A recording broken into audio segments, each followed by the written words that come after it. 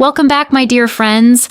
I am so glad you are here with me today because I have a story to tell you that I have not been able to stop thinking about ever since I first heard it. So make sure you are sitting comfortably, hit that subscribe button right below this video, and give it a like. It is completely free and it truly means the world to me. Now let me tell you about her. She was 64 years old, a retired nurse who had spent her entire life taking care of everyone else, and the very last thing she ever expected was for a 28-year-old man to knock on her door every single evening just to sit with her and talk. But what nobody around her could have ever imagined, not her daughter, not her oldest friends, and not even she herself, was that those quiet evening conversations were slowly becoming the greatest love story she had ever witnessed in her entire life. Her name was Margaret. Margaret Collins. She had lived in the same pale yellow house on Coral Way in Miami for almost 22 years. The kind of house with a small porch, wind chimes by the front door, and a garden full of white gardenias that she watered every single morning before the Florida heat made it impossible to breathe outside. She had retired from nursing just 8 months before any of this happened. 31 years she had spent in that hospital.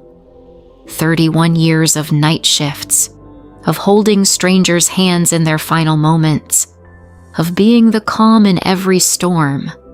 And when she finally hung up her scrubs for the last time, she thought she was ready for the quiet. Or she thought she had earned it. But the truth was, nobody had prepared her for how loud silence could be when you were completely alone in it. Her daughter, Patricia, lived up in Atlanta with her husband and their 2 kids. They called on Sundays, sometimes Saturdays. Margaret never complained. She planted her gardenias, she read her books, she made her coffee strong every morning the way she always had, and she told herself that this was enough, that this was peace. She almost believed it.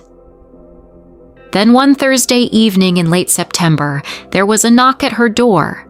She almost did not answer it.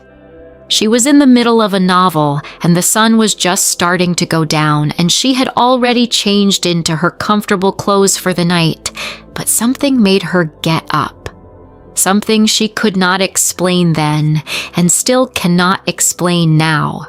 And when she opened that door, there was a young man standing on her porch.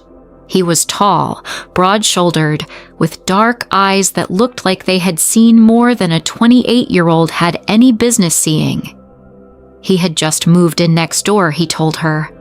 His name was Daniel Reyes. He had just taken a job as a physical therapist at a clinic downtown, and he did not know a single soul in Miami yet. He was holding a plate of empanadas his mother had sent from Orlando because, he said, his mother refused to let him move anywhere without enough food to feed a small village. He smiled when he said it. A real smile. The kind that reaches the eyes. Margaret stood there in her doorway for a moment, completely caught off guard, and then she laughed. A real laugh. The kind she had not heard come out of herself in a very long time. And she invited him in for coffee. That was the first evening. They sat at her kitchen table for 2 hours and talked about everything and nothing. He asked her about nursing, about Miami, about the gardenias in her front yard. She asked him about his work, about growing up in Orlando, about why physical therapy.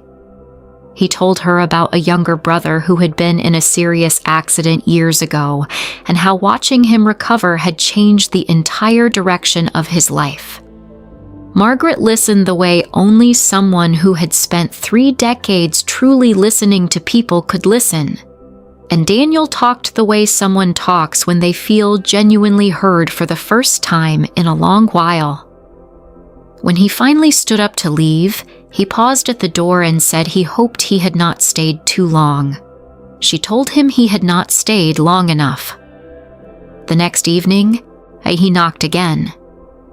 And the evening after that, it became something neither of them planned and neither of them questioned. Every evening around 7, Daniel would appear at her door. Sometimes he brought food.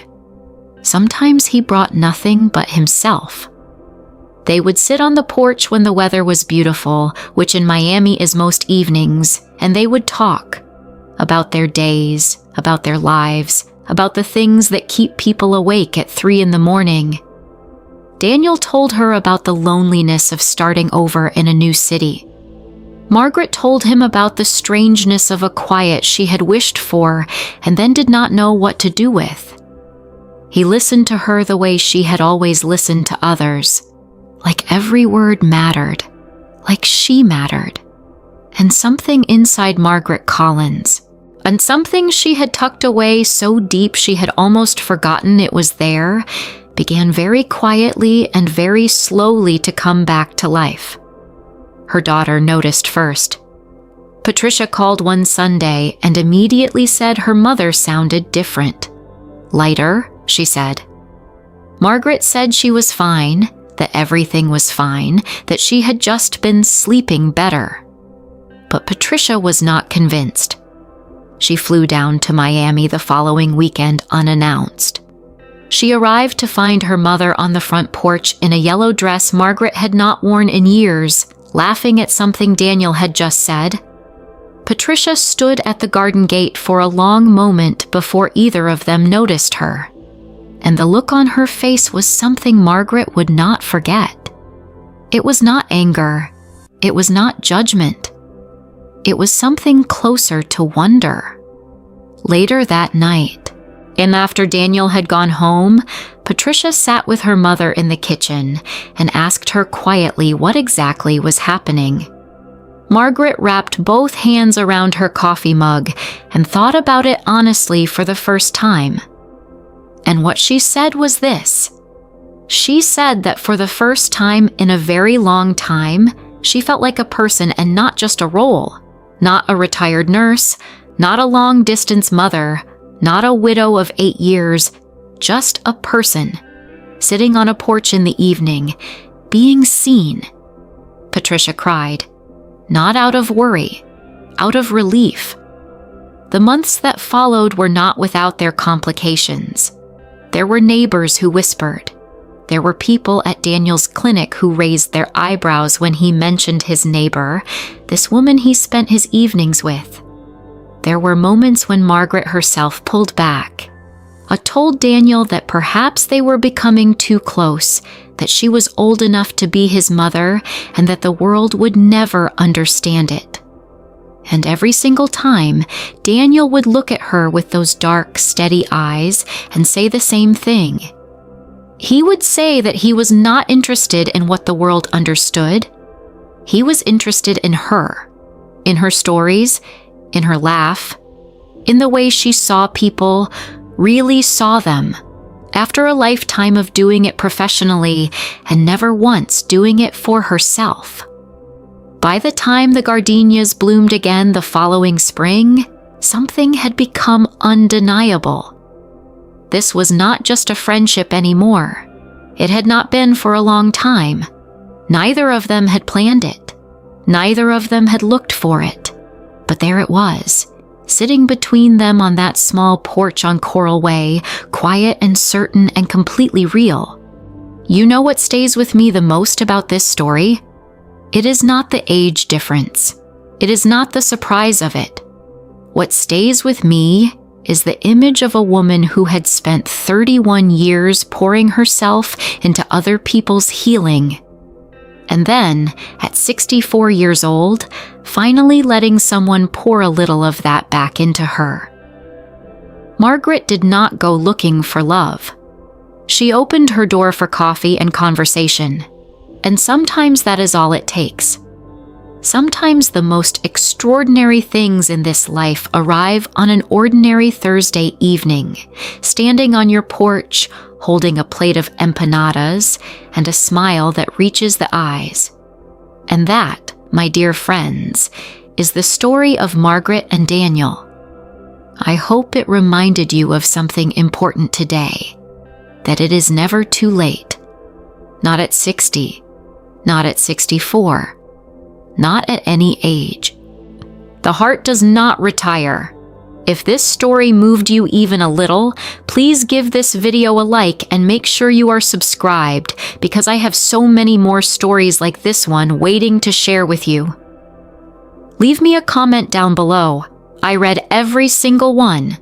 And tell me what you thought about Margaret. I will see you in the next one. Take care of yourselves.